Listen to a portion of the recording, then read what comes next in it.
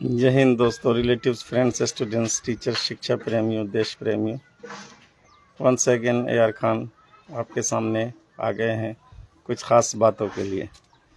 तो बहुत खुशी की बात है, आज का दिन बहुत अच्छा बीता और आशा करते हैं, उम्मीद करता हूं कि आप लोग का भी दिन अच्छा बीता होगा। और सबसे पहले उस मालिक का धन्यवाद करते हुए जिसने हम सब की रचना की है। तो ख़ास बात यहाँ ये है कि एक बड़ा प्रेशर जो हमारे युवा पीढ़ी में आ गया है और आता ही जा रहा है, और लगातार ये घर बनाए हुआ है English English English, how to speak English. तो ये बहुत बड़ा प्रेशर है बच्चों के बीच में, चूँकि बच्चे मैथ सीख जाते हैं, साइंस सीख जाते हैं और बाकी सभी सब्जेक्ट सीख जाते हैं, हिंदी सीख जाते हैं और इकोनॉमिक्स सीख जाते हैं, तो सारी चीज़ें सीख जाते हैं, सोशल लाइफ। तो सभी सब्जेक्ट में जो है बच्चे निपुण हो जाते हैं, लेकिन बात जब इंग्लिश स्पीकिंग की आती है तो बड़ा प्रेशर पड़ जाता है और बच्चे दबाव में आ जाते हैं। कुछ देर तक तो थोड़ी बहुत यस नो थैंक यू जानते हैं, इसके बाद बड़ा प्रॉब्लम हो जाता है और बोलने में जो है बहुत घबराते हैं। तो आखिर इस प्रेशर को कैसे हटाया जा सकता है? How can we remit this pressure, do not speak in English. तो यहाँ पे हम लोगों को स्पीक इन इंग्लिश को सुधारने के लिए है ना, सबसे पहले एक चीज़ को हटा देना होगा कि दिमाग से कि मुझे इंग्लिश नहीं आती है। और सबसे पहले यहाँ पे भी पॉजिटिव एटीट्यूड माने रखता है। आप पहले अपने दिमाग को कहिए आई कैन, कि मैं कर सकता हूँ।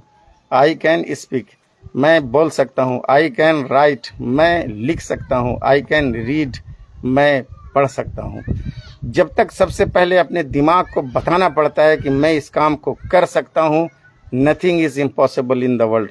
एक बात को पहले हर काम के लिए, जिस काम को भी आप करने जा रहे हैं उसके लिए एक बात अपने दिमाग को पहले समझा दीजिए कि नथिंग इज़ इम्पॉसिबल। दुनिया में कुछ भी काम असंभव नहीं है। मैं हर काम वो जो किया जाता है मैं भी उसे आसानी से कर सकता हूँ। तो अंग्रेज़ी बोलना एक बड़ा प्रेशर क्यों बन जाता है? तो न जाने क्यों जब बात इंग्लिश में बोलने की आती है तो वहाँ गाड़ी के पहिए फंस जाते हैं। तो इसका सबसे पहला और ज़रूरी स्टेप्स क्या है? तो लिसन, इसका सबसे पहला जो प्रॉब्लम है वो लिसन है ना। चूँकि हम लोग बेस्ट लिसनर नहीं हैं। कोशिश पहले करते हैं बोलने की, लेकिन ऐसी कोशिश करना गलत है। पहले हमें सुनना होगा, पहले हमें सुनना होगा, पहले हमें बेस्ट लिसनर बनना होगा। ऐसे भी कहा जाता है कि a good listener is better than a good speaker. गौर करने वाली बात है कि जब एक छोटा बच्चा होता है तो वो छोटा बच्चा लगभग 2-3 साल तक अपनी फैमिली में, अपने परिवार में सिर्फ अपनी मदरलैंड जहाँ से वो बिलोंग करता है उनकी भाषाओं को, उनकी बातों को सुनता है। उसे उस समय बोलना भी नहीं आता, लेकिन सुन सुन करके एक दिन बच्चा वो भाषा बोलने लगता है जहाँ से वो बिलोंग करता है। ब्रिटिश का बच्चा ब्रिटिश इंग्लिश बोलने लगता है। इंग्लैंड में रहने वाला बच्चा इंग्लिश बोलने लगता है। तमिलनाडु में रहने वाला बच्चा तमिल सीख जाता है। उड़ीसा में रहने वाला बच्चा उड़िया सीख जाता है। और झारखंड, बिहार में रहने वाला बच्चा हिंदी, उर्दू बोलना सीख लेता है। आखिर इसकी सबसे बड़ी वजह क्या है? सबसे बड़ी वजह है कि बच्चा सुनता बहुत गौर से है कि आखिर लोग बोल क्या रहे हैं, हमारे माता पिता बोल क्या रहे हैं, हमारे साथ में जो भाई बहन हैं वो बोल क्या रहे हैं। बच्चा उसे गौर करता है और एक दिन बच्चे को बोलना आ जाता है। कहीं भी ऐसा है जो बताइए कि एक छोटे से बच्चे को जो नवजात से धीरे धीरे अपने घर में, परिवार में बड़ा होता है, किसी ने बैठ कर के उसको भाषा सिखाया? नहीं दोस्त, बैठ कर के भाषा नहीं सिखाई जाती है, सुन कर के भाषा बोली जाती है। तो सबसे बड़ी चीज़ है, आगे आ जाइए। तो बच्चा सुनता है, जहाँ से बिलोंग करता है वहाँ की मदरलैंड, मदर भाषा सीख जाता है।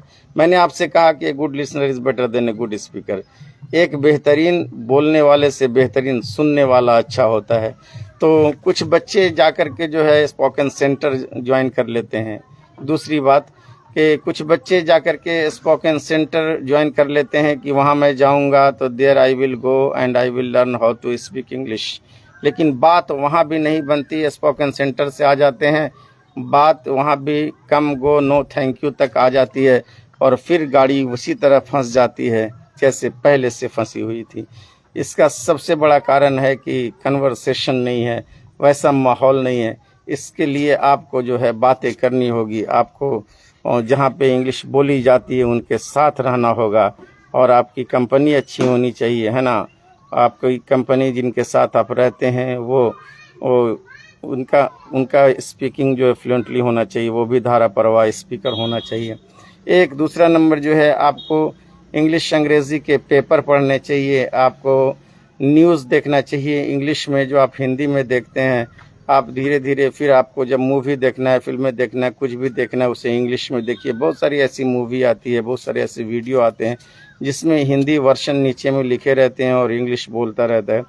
वैसे वीडियोज़ वैसी मूवीज़ को आपको देखना पड़ेगा और बातें आपको करनी होगी। आपने देखा होगा कि बहुत सारे ऐसे क्रिकेटर हैं जो मैन ऑफ द मैच नहीं होते थे। बहुत सारे ऐसे क्रिकेटर हैं जो मैन ऑफ द मैच नहीं होते थे, पहले 98, 95, 93 पर आउट हो जाते थे, क्योंकि जब मैन ऑफ द मैच होते तो इंग्लिश स्पीकर, वो जो कमेंटेटर था, वो इंग्लिश में बोलता, तो how can I respond. Lucky Khan is watching, thank you बेटा, वेयर देयर यू आर, आप अच्छे से रहें। तो सबसे बड़ी चीज़ है कि कमेंटेटर के प्रेशर की वजह से कि if they will ask an about to speak in English, और वो मुझसे प्रश्न करेगा तो मैं क्या बोलूँगा। इसलिए ऐसा है कि 2, 4, 5 रन जो है शतक पूरने से पहले ही आउट हो जाओ। लेकिन आज वही क्रिकेटर इतना अच्छा इंग्लिश बोलते हैं और इतनी अच्छी उनकी स्पीकिंग स्किल्स है कि जिनको सुन करके बड़े बड़े की जो है खाट खड़ी हो जाएगी। तो क्या कारण है कि उनके अंदर एक चेंज आया और आज वो बेहतरीन स्पीकर बन चुके हैं। उसके पीछे कारण है कि उनका कन्वर्सेशन, उनके साथ रहने वाले उनके जो कंपनीज थे जिनके साथ वो रहते हैं, और बार बार जो है किसी चीज़ को रिपीटिशन करना, उसको गौर से सुनना, और बेहतरीन सुनने वाला ही बेहतरीन बोलने वाला बनता है। तो बोलना तो पड़ेगा, गलती तो होगी, बोलना तो पड़ेगा और गलती तो होगी। और जब तक गलती नहीं होती है, आप ऐसे भी गाड़ी चलाना सीखते हैं तो निश्चित है कि एक दिन आपका एक्सीडेंट होता है और फिर ज़ख़म बनते हैं, घुटने फूट जाते हैं, और फिर उस पर मेडिसिन लगाते हैं, फिर ऑइंटमेंट लगाते हैं। ऑइंटमेंट लगने के बाद फिर ज़ख़म रिकवर होता है, फिर से गाड़ी पर चढ़ते हैं, फिर गिर जाते हैं, फिर ज़ख़म बनता है, और एक दिन at last you will learn how to ride a bike. तो आप बार बार गिर करके आप सीख जाते हैं कि बाइक को कैसे राइड किया जाता है। तो निश्चित तौर पर है कि गलतियां तो होगी, और गलती होने के बाद ही सुधार आता है। इसलिए आपको बोलना तो पड़ेगा और हर हालत में आपको बोलना है। दूसरी बात है कि जब आपको इंग्लिश बोलना है तो आपको ग्रामर के चक्कर में नहीं पड़ना है। आप ग्रामर के चक्कर में पढ़ करके कभी इंग्लिश नहीं बोल पाएंगे। तो पता चला कि आप ग्रामर के जो है सेटिंग में जो है परेशान हो जाएंगे और फिर आप नहीं बोल पाएंगे, क्योंकि स्पीकर जो है लगातार बोलता है, धारा प्रवाह बोलता है। इसलिए आपको ग्रामर के चक्कर में नहीं पड़ना है। ग्रामर का यूज़ है लेकिन अकॉर्डिंग टू सिचुएशन है। आपको राइटिंग में ज़्यादा यूज़ होता है। वंस अगेन रिज्वाइंड, कारण है थोड़ा सा नेटवर्क प्रॉब्लम आ गया था। तो ग्रामर का यूज़ है लेकिन ग्रामर का यूज़ स्पीकिंग में नहीं होता है। फिर आगे जो है आप एक प्रॉब्लम ये है कि जब आप के साथ कोई इंग्लिश बोलता है तो आप पहले उसको ट्रांसलेट करने लगते हैं कि पहले ये इंग्लिश बोला है तो इसका हिंदी क्या होगा। फिर आप इतना देर समय लेंगे कि आप ट्रांसलेट करेंगे, ट्रांसलेट करने के बाद फिर हिंदी उसका समझेंगे, फिर आप बोलेंगे। तब तक पता चला कि शाम की इंग्लिश सुबह हो गई और सुबह की इंग्लिश शाम हो गई। तो आपको जो है ट्रांसलेट नहीं करना है। आपने बहुत सारे नाम सुना होगा क्रिकेटर, जैसे वीरेंद्र सहवाग हो गए, सिद्धू हो गए, ठीक है। और तो इन लोगों को भी जो है इंग्लिश बोलनी नहीं आती थी। इतने बड़े ब्रांड के खिलाड़ी हैं हमारे देश के, मैं इनको सैल्यूट करता हूं। अगर मेरी आवाज़ इन तक जाएगी तो इन लोगों को भी इंग्लिश बोलनी नहीं आती थी, और ख़ास करके सिद्धू पाजी तो परेशान हो जाते थे, उनको भी इंग्लिश नहीं आती थी। वो भी कई बार 99 पे 98 पे आउट हुए, और इसका कारण यही था कि वो कमेंटेटर को कैसे फेस करेंगे, कैसे बोलेंगे। लेकिन आज मिस्टर सिद्धू सर जब इंग्लिश बोलते हैं तो मुझे बहुत अच्छा लगता है, और इतने बेहतरीन स्पीकर हैं कि मैं भी उनके वर्शन को सीखता हूं। और बहुत अच्छे कपिल शर्मा के शो में भी वो बार बार आते हैं। Thank you sir. तो सबसे बड़ी चीज़ है कि इनको भी नहीं आती थी, लेकिन आज उनकी पोजीशन देखिए। तो क्या कारण रहा होगा कि कल नहीं बोलना आता था और आज इतना अच्छा बोलते हैं। इसके पीछे उनकी प्रैक्टिस है। Practice makes man perfect. और लगातार जो है प्रयास करने से आदमी सफल हो जाता है।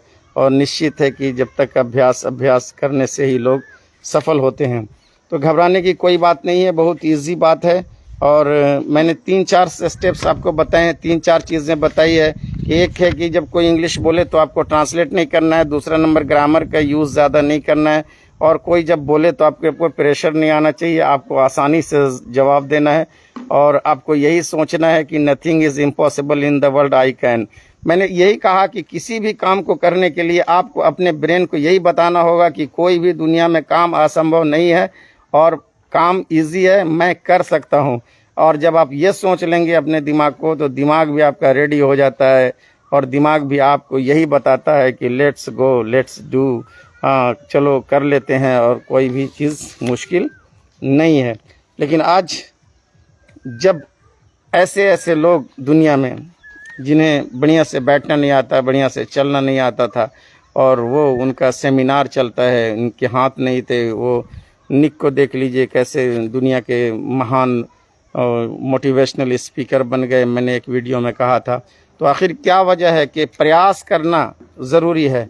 बगैर हाथ के, बगैर पाँव के महान Nick motivational speaker of the world बन गए। लाखों लाख लोगों की भीड़ उनको सुनती है।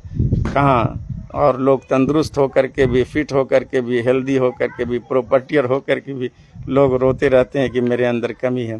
तो सबसे पहले उस मालिक का धन्यवाद करना है। और स्पीकिंग स्किल्स के लिए जो है आपको रात दिन मेहनत करनी है। और इंग्लिश रिलेटेड जो है आपको वॉइस, टंग, स्पीकर के साथ रहना होगा। और सारी चीज़ें जो मैंने वीडियो के अंदर बताई है उसको बार बार 2-3-4 बार वीडियो को देखिए और समझिए, और फिर ready to speak. Nobody can defeat you, है ना। You are the winner of the day, you are the winner of the day. इन्हीं चंद बातों के साथ तैयार खान सर आपसे विदा लेते हैं, और फिर नए वीडियो के साथ मैं हाजिर होता हूँ। Thank you. जय हिंद, जय भारत, बाय बाय।